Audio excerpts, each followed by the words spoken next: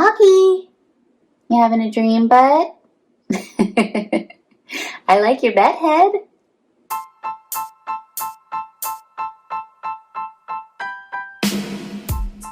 Welcome back to Collective Practice. I'm Lauren Spalding. If you are new here, welcome. So happy to have you. This is a podcast for mental health entrepreneurs, and we talk about business skills, clinical skills, and your own mental health. In today's episode, we are talking a little bit about marketing and where you should start when you are thinking about marketing yourself and your practice. And where you want to begin in marketing is you want to first really hone in on what your values are as a therapist and as a private practice.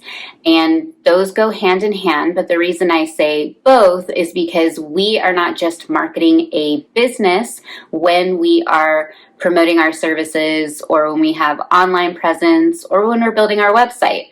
We are also marketing ourselves. We are our services, we are our brand. And so it's very, very important that when you think about marketing, you are thinking about the root of the flower. If the flower is marketing and getting your ideal client, you really need to think about the root of it and how you're fostering that root that is helping the flower grow.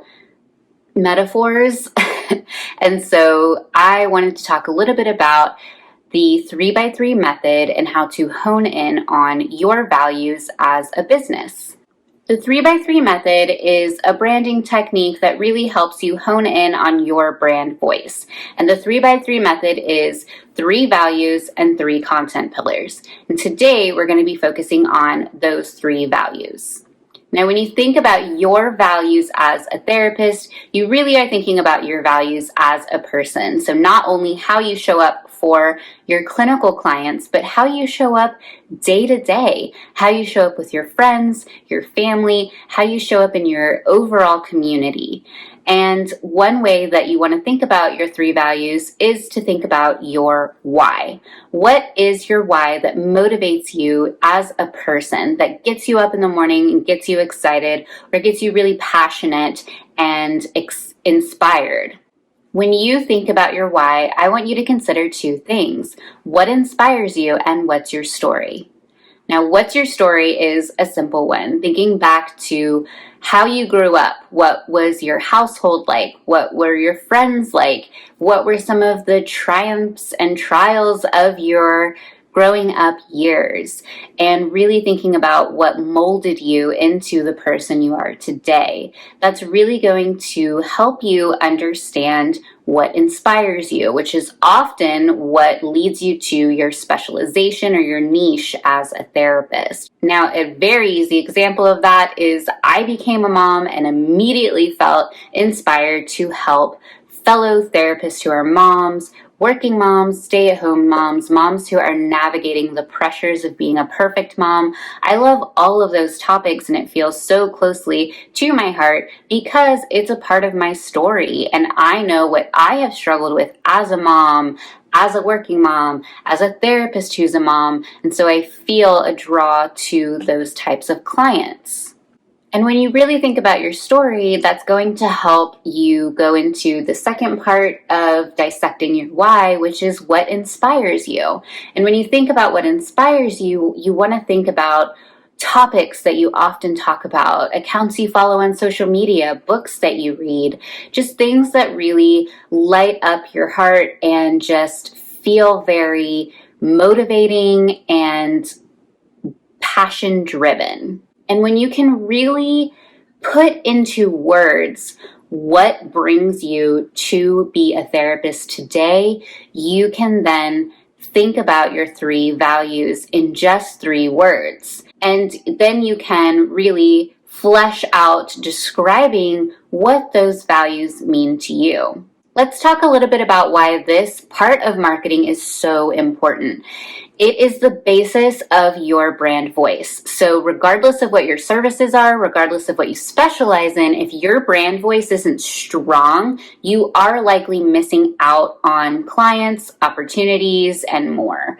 When you have a really strong brand voice, people have a good idea of your personality. They have a good idea of where you're coming from as a therapist and as a person, and they really know where you stand and what your practice is rooted in. This is really going to build confidence when people who don't know you at all are trying to figure out if you're a good fit for them. This means that you are more likely to reach your ideal client when people are searching for your particular services that you offer. This also means that you are going to be really good at building rapport right away. Before someone even calls you or emails you, they're going to feel drawn to you because your brand voice is strong and it feels so much like it matches their own values and what they're looking for in a therapist. You are also going to experience an increase in client conversion and client retention. It's not enough to just get someone on your calendar as a new client, but you want to get them coming back, committing to therapy, and committing to doing it consistently with you.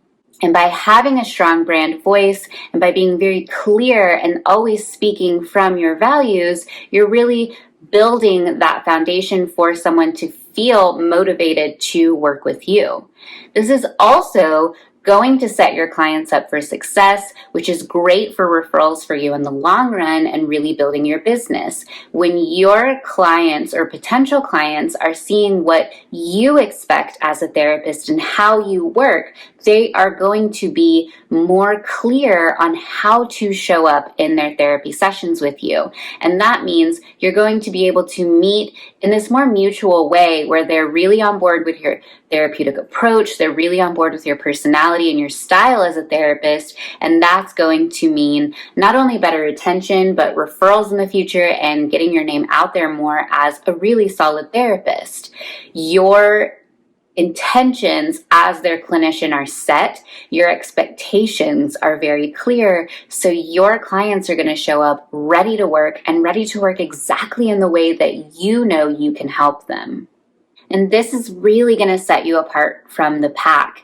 So when you are a value-based and value-driven practice, and when you use value-based marketing, you're going to notice a shift in your practice where you're no longer in that scarcity mindset of feeling you have to take on any client, no matter if they're a good fit or not, or you're not even sure what to ask to make sure they're a good fit. But now people are contacting you already feeling confident that they're a good fit, and they're going to be able to collaborate you on if services are right for them, and that overall is going to be better for the sustainability of your practice. You don't want your practice to feel like a revolving door where people are kind of in and out and you're just kind of hoping someone sticks. You want to really increase that conversion and retention rate because that's such an important aspect of building a sustainable business. And before I end today, I want to share my values as a business owner. My 3 values are honesty, abundance, and collective culture. Now, how I narrow down these 3 pillars for my practice are just really building that self-awareness around how I show up and what I feel like I live in as a person. So what I value the most in my relationships and even what I value the most internally for myself. Honesty is a huge one. Honesty feels very rooted in my personality. I've always been known as an honest person, and I often get feedback for my honesty and being the one who says what we're all thinking. And of course, when I was younger, that was a bit more blunt and not so filtered. And as I got older, I was able to refine that personality trait more and figure out how I translate that as a therapist. And I often draw in people who are very to the point, who really value honesty, who are very good at self-reflection and being honest with themselves. And that is because they can feel that in me and in my marketing. Abundance is a value that has felt like it's really grown and solidified in recent years for me as I came into the therapy world and then into private practice, and really noticing the visceral response I would have to people in our field who practice more from a scarcity mindset, and recognizing how much I just value the idea of abundance and community and building each other up, not only in terms of like business success or business opportunity, but even abundance of resources, abundance of opportunities, and just really bringing in that sense of we all grow and succeed together. As I interacted more and more in the therapy community, I really saw how this was a unique part of my voice and how I view community and the world. And so abundance has felt so significant to my values as a business owner and as a clinician.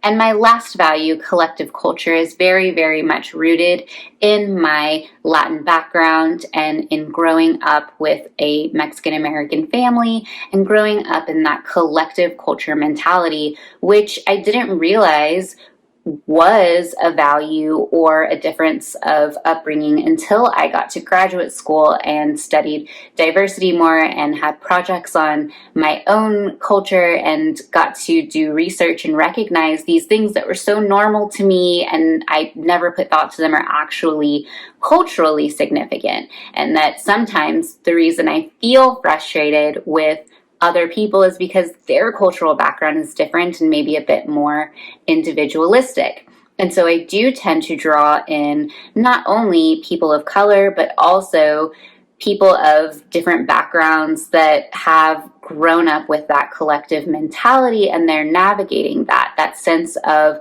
healthy autonomy within a collectivist culture. And I just really, really find myself rooted in collectivism when it comes to mental health and when it comes to business practices. Thus, the name collective practice was born literally from this value that I feel like is the root of the roots. It's so much ingrained in me, and I hold that not only from my upbringing, but also from my ancestors. I would love to hear your values, so be sure to comment with your 3 values as a mental health practitioner, and be sure to rate, review, and subscribe. That's free and easy and helps to lift up this podcast so that others can find it. And of course, share it with your colleagues, your friends, and anyone who could benefit from this information as they navigate this field. And of course, be sure to follow me on my socials. I post lots and lots of free, wonderful content for you there. And I'll look forward to seeing you in the next episode. Bye!